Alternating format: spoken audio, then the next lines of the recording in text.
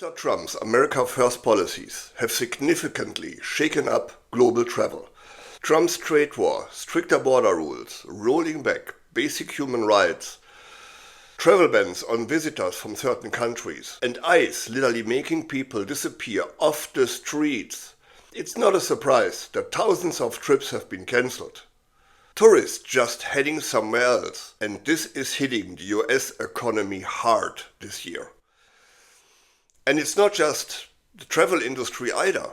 Communities, jobs, and businesses all over the US are feeling the pinch. And get this, the US, which was the biggest player in travel and tourism worldwide, is literally the only country out of 184 assessed countries that see a drop in international visitor spending in 2025. Meanwhile, places like Europe, Australia, and Asia are booming with tourists, but the US is struggling big time, with super low visitor numbers affecting its economy. It's not because people don't want to visit, but they feel repelled by the policies gangster fascist Trump put in place. America's tourism is in serious trouble. It is projected that the industry will lose over $12.5 billion this year alone, and it is going to get even worse. Let's take a look at some numbers. According to the World Travel and Tourism Council, international traveler spending is projected to fall below 169 billion, down from 181 billion in 2024.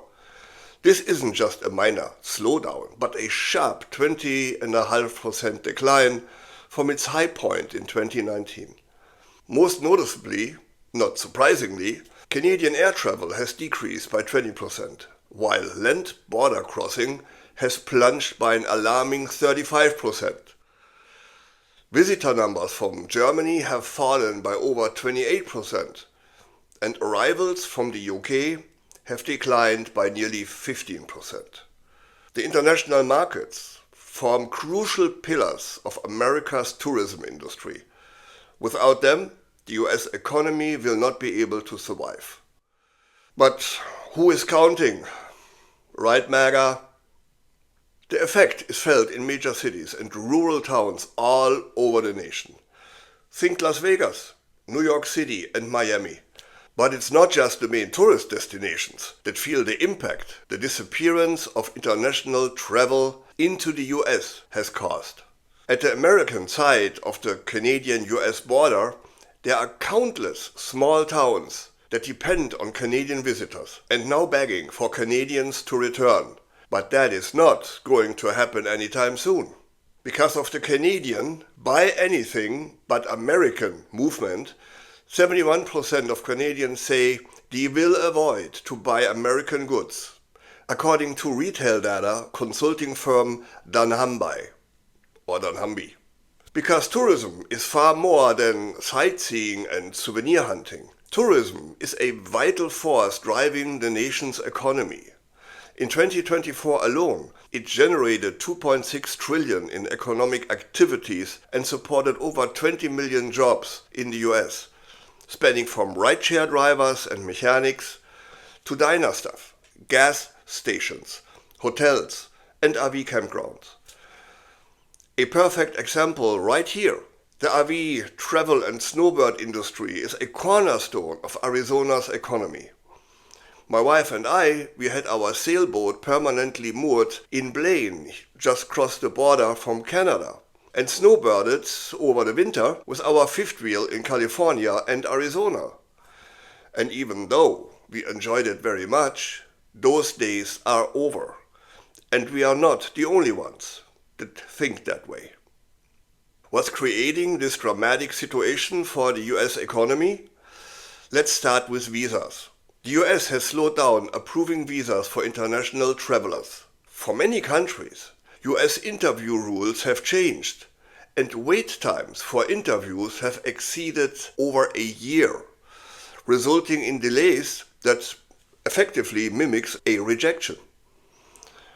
Overall, the system has tightened, not only with stricter interview rules, but limited rescheduling options, expanded social media screening, and freezing on student visas. Plus, Trump's policies affecting its own citizens, like reducing or eliminating positive social achievements that have been made over the last 50 years, like cutting social services, eliminating women's control over their own body, denying women necessary life-saving procedure if it includes an abortion, rollback of LGBTQ rights and slashing education. And that's not even all. No, there is much more. Adding the fact that felon Trump has undisputably turned the US into a fascism country, a country where only his law exists and everybody else marches to the rhythm of just one voice, his. Examples: corrupting the highest court in the country, ignoring other court rulings, silencing critics and comedians, rendering the US government powerless, and putting the military on the streets, not only to arresting US citizens, but wishes to shoot them, as he openly stated on live TV. Running concentration camps, declare the US Constitution unconstitutional, and ICE enforcement violently attacks people on the street, beating them up and throwing them into unmarked vehicles. And then they are gone. And because news showing tourists detained and or deported over minor issues go viral fast, Germany and Spain, among other countries, have updated their travel advisory and warning citizens about unpredictable and often unpleasant border experiences, which may include extensive questioning and, in some cases, even detention. What traveler needs this? And all that because that is what totalitarian fascist gangsters do. That is insane, even though I'm aware that some of my fellow Canadians are still doing it. I must ask, what clear-minded person would even consider spending their vacation in such a country? No one is vacationing in North Korea or Russia, so why vacationing in the US? Especially now, after felon Trump has not only put American military on the streets to support and control the American people, but he has also involved the US again into a war in the Middle East with his vanity bombing on Iran. And according to the latest news, his buddy Netanyahu just announced to take over Gaza. No doubt that he has the support of his buddy, the fascism gangster in the White House.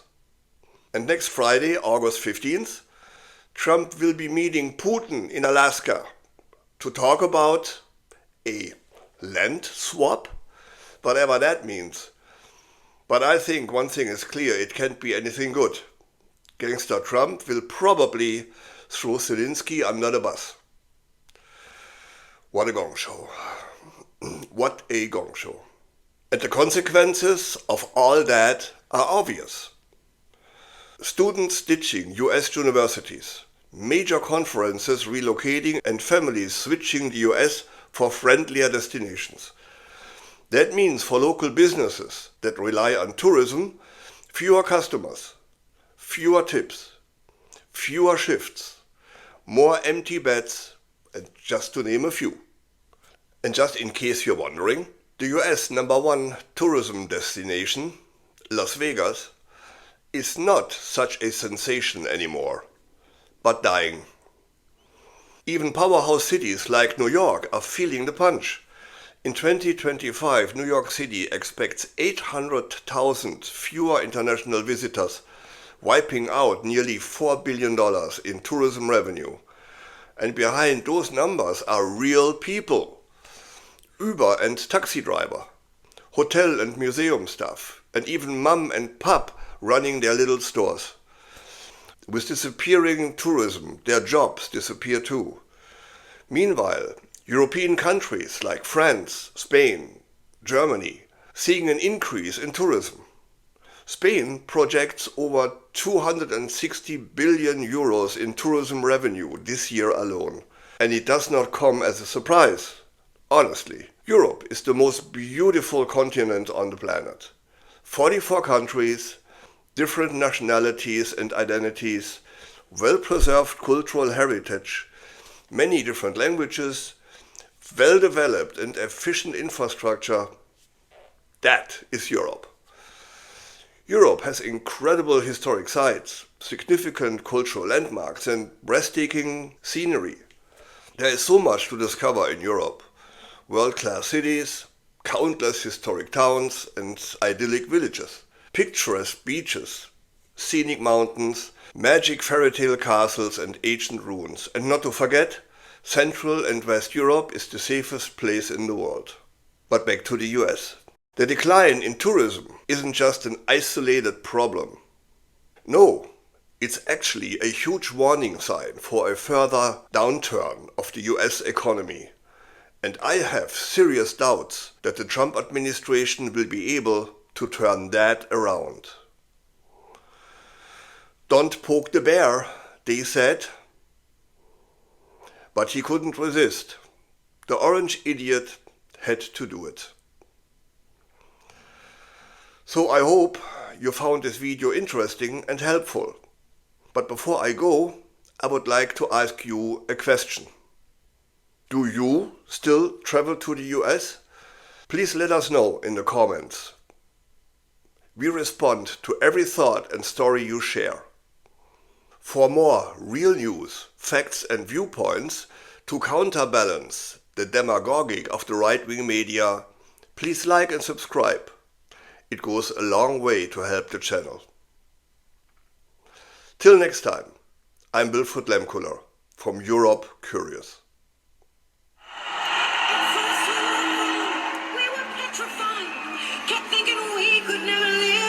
You by our side, and we spent so many nights thinking how you did us wrong.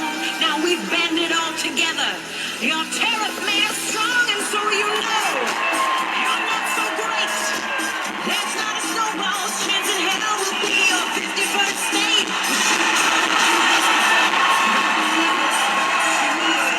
You really need our resources for more than we need you, so now just go.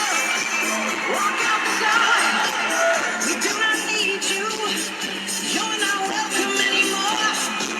Weren't you the one who instigated these trade fights? You'll soon grow to regret it when we turn off your lights. We will survive. As long as we can think and work, we know we'll stay alive. We have all we really need. We can live without your greed. We will survive. We will survive. There's been a change. It's turning new. We're not that fledgling little country stealing all of you. We are now a nation proud that is happy to be free. You didn't realize you gave us our own identity, so now just go. We will survive. As long as we can think and work, we know we'll stay alive. Yeah, but all we really need, we can live without your greed. We will survive. We will survive. We will survive. 51st state, my fucking ass. Go on, Canada.